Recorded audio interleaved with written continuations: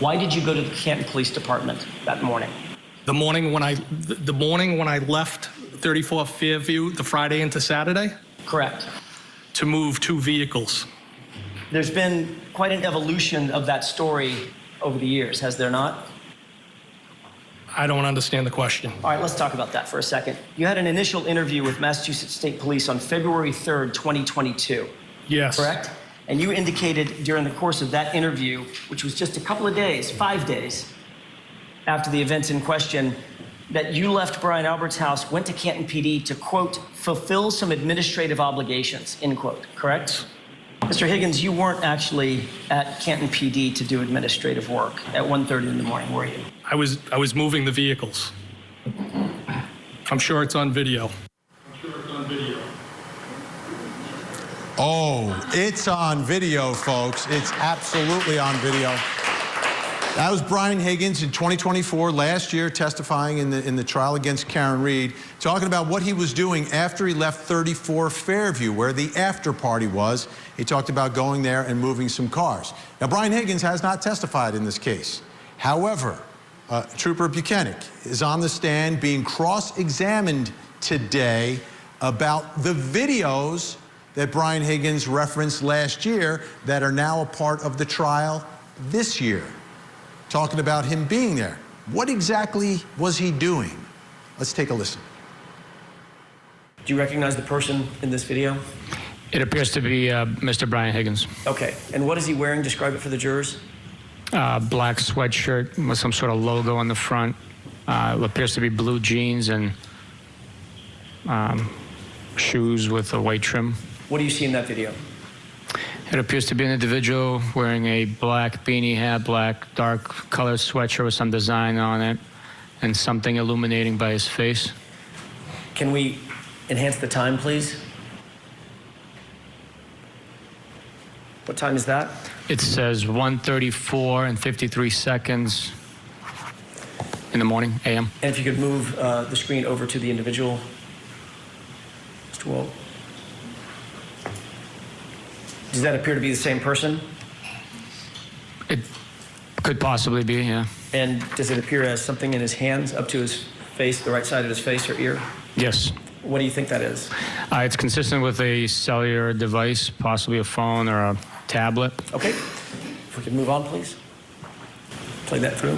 You would agree that this video pretty clearly shows, at least at one point, around 1:34 a.m., Brian Higgins was on his phone. Is that the one that he has the device by his face? Correct. It appears that way, yes.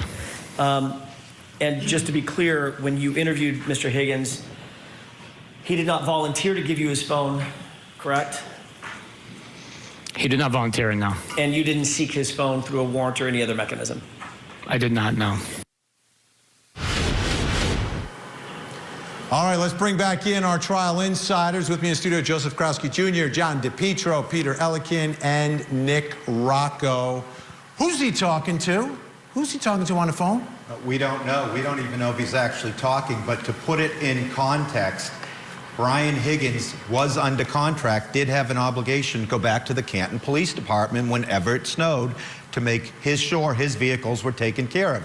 He's an ATF agent, and the chief of the Canton Police Department allowed him to have an office there and a few parking spots. Lo and behold, he shows up there. Again, I reiterate, you're not going to wear the same sweatshirt and same pants if it could contain trace DNA evidence. Now remember, as it relates to the vehicles, when he was texting back and forth with Karen, he wouldn't even go and have one drink with her when he said, "I've got my work truck." So there's evidence in there that this is a responsibility that he took really serious. These are vehicles that belong to the federal government.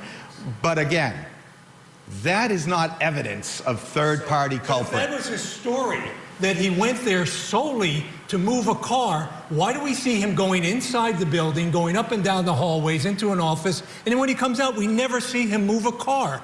And the fact that we do see him on a phone, it kind of highlights the idea that why wasn't that ever looked into, who he was talking to at the time? Why didn't Buchanan or somebody get that phone and find out why at 1:35 in the morning And then the fact that this video also helps with the timeline here, because supposedly shortly after then he's asleep and butt dialing when there's probably not even enough time for him to get home. So that really shows that his story and his testimony was a lie. Vinny, inside the courtroom, we're all waiting, and suddenly when you see Higgins coming down the hallway, we're conditioned like a horror film. Something really dramatic is going to happen. Does he have a weapon? Does he have anything?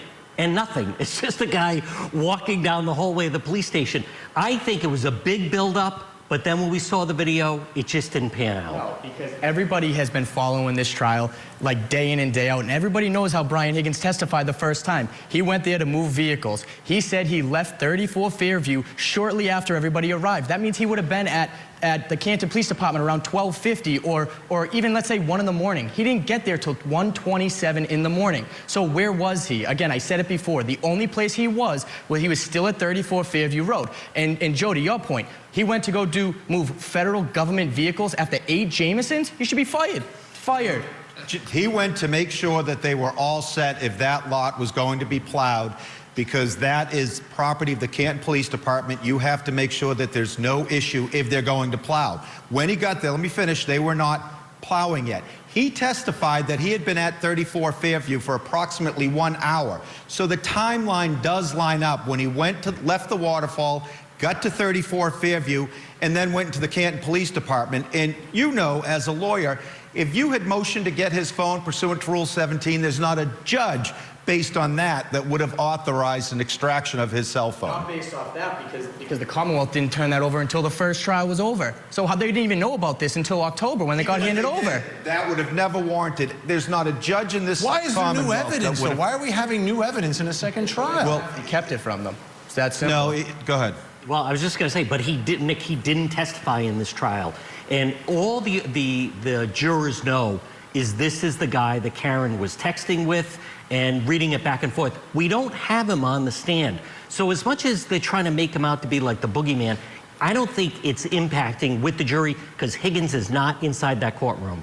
Also remember, those texts and that information was offered for a limited non-hearsay purpose. It wasn't offered substantively. It was just offered to show Buchanan was aware of it, and why didn't you further investigate it? And he was allowed to explain on recross-examination in painstaking detail, take the jury through all of the evidence they had accumulated at that point, including the I hit him, the damaged taillight, the debris field at the scene. All of that evidence. And again, if this was all things being equal, maybe, but you're leaving out the fact of what they found at 34 Fairview, the statements of the defendant, the damage of her car. In context, this little video footage, this little slice means nothing. But that's not the only thing available. The one thing that has driven me crazy about this case, we always talk about, hey, what evidence do they have, third-party culpability? Well, every time they had a chance to prove it, the evidence was tampered with. For example, all the cell phones of all the people in the house, every one of them was either thrown out or wiped out clean. The video there inside this, video inside the Sally port, you've got it cutting, and we didn't get it all. We got little pieces of it here and there. People pop in and out like magic. They disappear. Every time it gets close to that rear end of the SUV, it suddenly here's what's happening, disappears. folks. This side is winning right now because Peter now has teed up the next segment. When we come back, we're going to take a look at that Sallyport video that was shown today. Plus, we are going to hear the comments and questions from our live studio audience. We're in Dedham, Massachusetts, covering the retrial of the century.